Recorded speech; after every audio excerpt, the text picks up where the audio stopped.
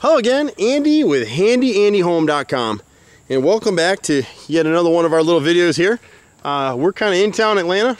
Cute bungalow style house, really nice little house with typical kind of problems that come up. So we're out here on an inspection amendment bid. So we're gonna go ahead and shoot this video for the buyer and the sellers and everybody else so they can get on the same page with each other. And what's cool about this house is they've got some nice updates. It's a really nice house. It's close in town. I mean, I can see why people would love to buy this house.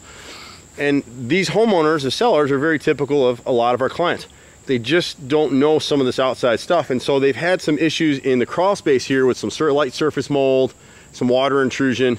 The biggest thing to remember about water getting inside your house is, let's start outside the house first. And it's one of the benefits of this particular video is you're gonna see some real basic stuff that's causing these guys problems.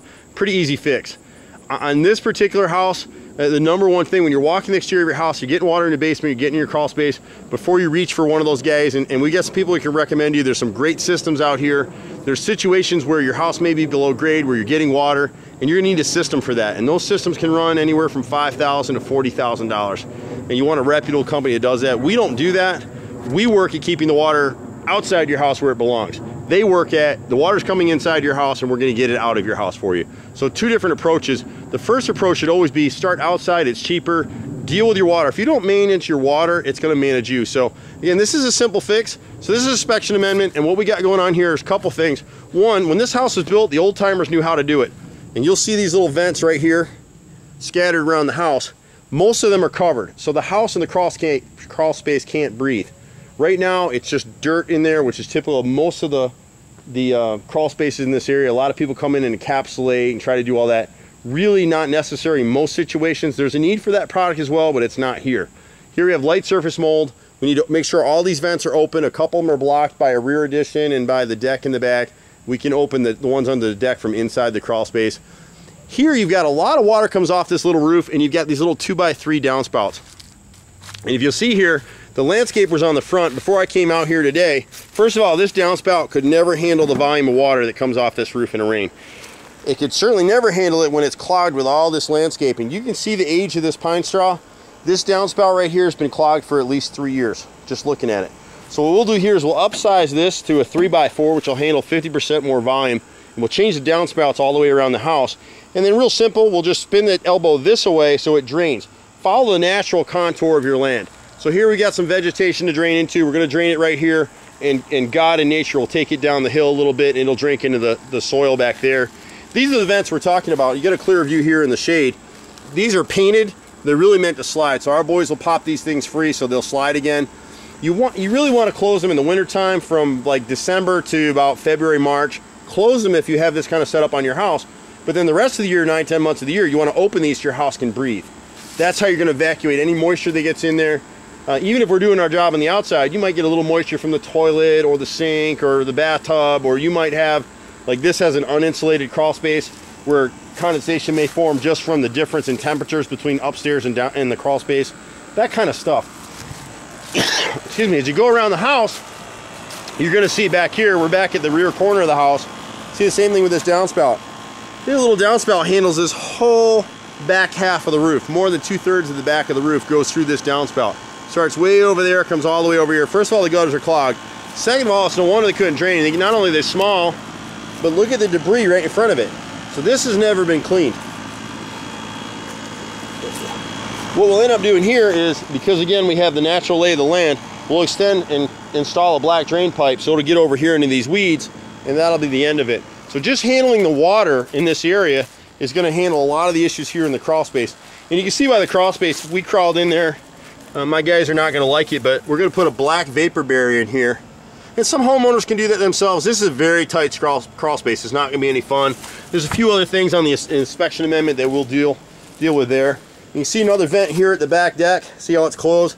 Got to pop it free, and there may well be one more in that corner. Or what happened on this house is they built this addition over where that other vent was. As long as we have the other ones up and running, it's not a problem. If there's one underneath this deck, we'll get it popped and it'll be able to breathe through this decking. Nothing really here on this side to deal with. And then we're over on the right side of the house, so the right rear corner. And again, I love this business because a lot of times when someone shows you a video like this, you just connect the dots and you have that aha moment of, oh, that's what's going on. So here on this side of the house, it's a little tough to get this water out of here. And if you watch what's going on right now, first of all, when you see the staining on these gutters, you see the black staining on all these gutters. I didn't show it to you in the front because it's too light. You won't see it. The sun is so bright right now. And the debris behind it lets you know that these gutters aren't really functioning anyway. They need to be cleaned. This outlet is probably clogged. You get some water through it, but most of the water is coming over the top. Right now, when that water comes over the top, it's landing against the foundation and it's entering the crawl space.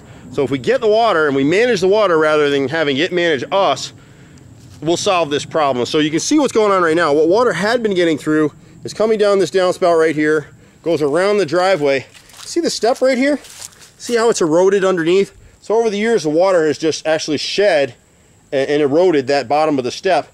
And you see the pebbles from up here have migrated down there with each rain. And you see the leaves and you see the pattern and the dirt flow underneath that step. All that water is right now going into the crawl space. So once we solve this gutter, which this is the longest trench we have to make, instead of draining it this way, if I drain this deck to the right side of the house, it's going to sit on the driveway and some of it's going to come back towards the house. We're going to end up trenching right here and running a length of black pipe over towards those trees and cover it back up. So they'll need to clear it, you know, and so every year they should check it just to make sure it's clear of debris, but that'll get the water away from the house. So once you solve that part of the problem, that's the biggest issue these folks have with that crawl space. Once you deal with that, you don't need encapsulation. You don't need to go in there with some fancy water retention drainage system. All you got to do is do what these old timers did. And then you got the front corner of the downspout right here. There is no elbow here. Again, it's undersized. It's taken this whole front corner of the roof is drained to right here. And all that water right now, whatever's getting through, is dropping right here against the foundation and forcing its way through hydrostatic pressure into the house. You're getting a lot of moisture in this crawl space that just by managing these gutters takes all of that away. Fortunately for them, they sit up nice and high. They got a nice slope to the land, so this house will naturally drain off. It's not a big deal. A few other things that are here just real quick. We've got some rotted wood on the front of the house. This piece right here is just borer bee action. We'll skim that out. It's the only time you'll hear us talk about skimming. There's no point repairing the wood. What they've done is you can see this little hole back over here. The little borer bee bumped his butt up in there and he went in here and laid his larvae, and happy woody woodpecker came along and heard him hatching and moving inside the wood and pecked here to eat them, and so that's what's gone. So we'll plug that hole and we'll skim back over this and paint it, so we don't have to cut and repair that. We'll just do a skim. That's the only place you'll ever see us use any kind of epoxy products, fillers. This corner back here is a different issue. This problem in this corner has been going on for a long time. Again, you can see they've made a repair here. You can see that joint right next to the light right there. So they've repaired this at one other point. The gutter's been leaking in this corner even when this did drain properly at the left front corner. So we'll go ahead and repair this fascia board. We'll seal the gutter in this corner. You can see, and this is just a pet peeve of mine on most of these gutter installers. See the screws through the bottom right there? They never sealed the gutter. If you were rowing your little dinghy across the lake and your brother wanted you to cut a hole to see the fish in the boat, you wouldn't do it because you'd sink. So why would you put screws or rivets through the bottom of your gutters? That's what conducts your water. And so even on the best of days, this thing's always going to leak. We can seal that with a elastomeric sealant that we use. It's good for about 3 to 5 years. We warranty it for 3. Everything on this house will be warranted for 3 to 5 years. And once we deal with this gutter situation, that will resolve most of the problems with the crawl space, and we guarantee it. Been in business a long time, been doing this stuff a long time. If there's something you need, let us know. Happy to help you any way we can.